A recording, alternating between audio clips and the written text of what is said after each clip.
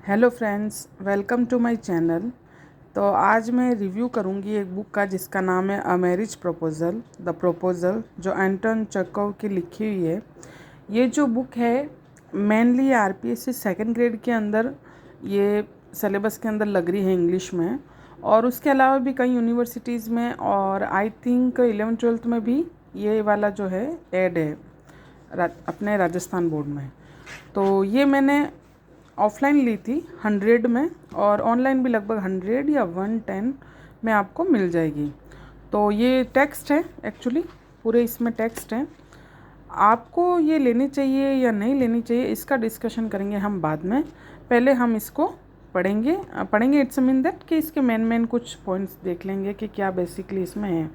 तो इसकी अगर हम साइज़ की बात करें तो ये वाली साइज़ है, बिल्कुल पतली बुक है, बिल्कुल पतली, आप देख सकते हैं। पेजेस की अगर हम बात करें यहाँ पे 64 पेजेस हैं।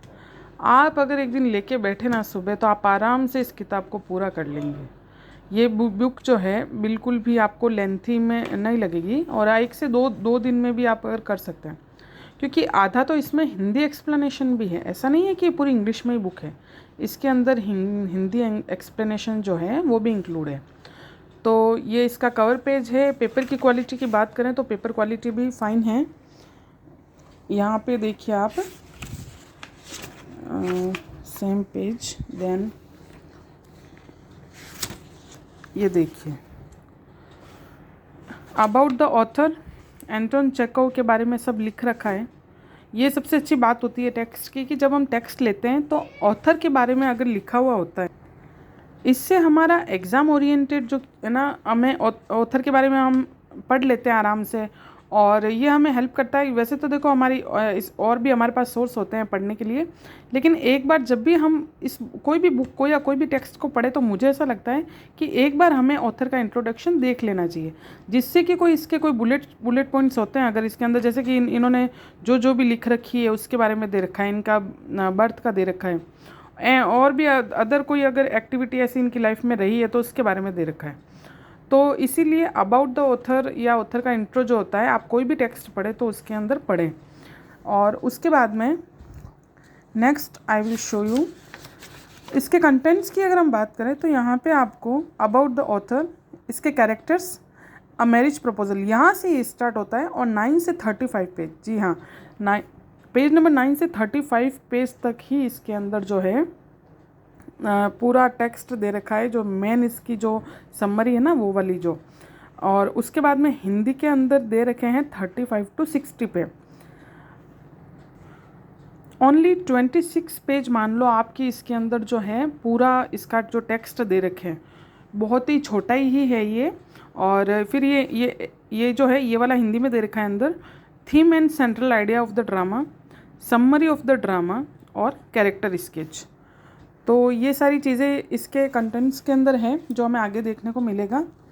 उसके बाद में यहाँ से कैरेक्टर भी इसमें कोई ज़्यादा है नहीं, बिल्कुल भी। ये एक जो मेन एक लड़के का कैरेक्टर है, और एक लड़की का है, और एक लड़की के जो फादर है उनका है। ये मतलब 3 जनों के लगभग ये घूमता है नॉवेल। और अ मैरिज प्रपोजल यहाँ से स्टार्ट करके हम देखेंगे। यहाँ पे आपको जो इसके लाइन बाय लाइन लिखे हुए भी है टेक्स्ट में, कि कौन सा टेक्स्ट कौन सा जो ये क्या बोल सकते हैं स्टेटमेंट किसने दी है। तो यहाँ से हम पढ़ना स्टार्ट करें, फिर उसके बाद में आप देखेंगे आगे मैं बताऊँगी आपको। ये आई विल शो यू यहाँ से आपको हिंदी में देखने को मिलेगा।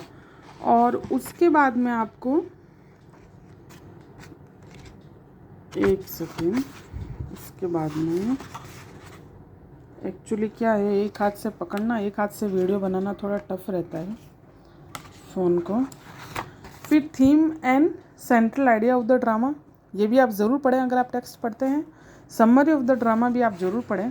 उसके बाद में कैरेक्टर स्केच है, जिसमें जो इसकी वो नतालिया करके जो है लड़की जिसके बारे में, उसका कैरेक्टर स्केच, और एक लोमो का उस लड़के का कैरेक्टर स्केच है। ओवरऑल ये ड्रामा ख़त्म है, फिर थोड़ा बहुत वापस इनके बारे में यहाँ पे इन्फॉर्मेशन दे रखी है। तो टेक्स्ट पढ़ना बेनिफिट है या नहीं है, तो बिल्कुल। मैंने जब मैकबेथ का भी बनाया था तो मैंने यही बात करी थी कि टेक्स्ट पढ़ना हमारे लिए बेनिफिशियल बिल्कुल होता है, क्योंकि सबसे बड़ी बात है कि हमें इंटरेस्ट आता है। ऐसे तो हम नॉर्मली नहीं पढ़ सकते। दूसरी बात, इस नॉवेल की सबसे खास बात यह है कि इसमें हिंदी में दे रखा है, तो आपको कोई ऐसे वीडियोस वगैरह देखने की भी बिल्कुल ज़रूरत नहीं है। आप इसका बिल्कुल हिंदी वाले टेक्स्ट देखें, इंग्लिश वाले देखें। वैसे इसकी इंग्लिश इतनी टफ नहीं है, नॉर्मली आप समझ जाएंगे, लेकिन कुछ ऐसे डिफ़िकल्ट वर्ड होते हैं जो नहीं आता हमें, बिकॉज हम रेगुलरली अपन बोलते नहीं हैं और नहीं हमारा इतना पढ़ने में आता है। तो ये नॉवेल आपको आराम से इधर उधर से देख के समझ में आ जाएगा। मैकबेथ तो समझने में आपको टाइम लगेगा। मैंने मैकबेथ लगभग ऑलमोस्ट मेरा आधे से तो ज़्यादा हो गया है, तो वो तो आप बिना वीडियो के कर ले तो पता नहीं कैसे कर सकते हैं। बाकी बिना वीडियो के मैकबेथ को पढ़ना बहुत टफ है। तो इसीलिए इसका टेक्स्ट मैंने एक बार तो पढ़ लिया है, बहुत ही डीपली इतना नहीं, बस एक बार रीडिंग करी है।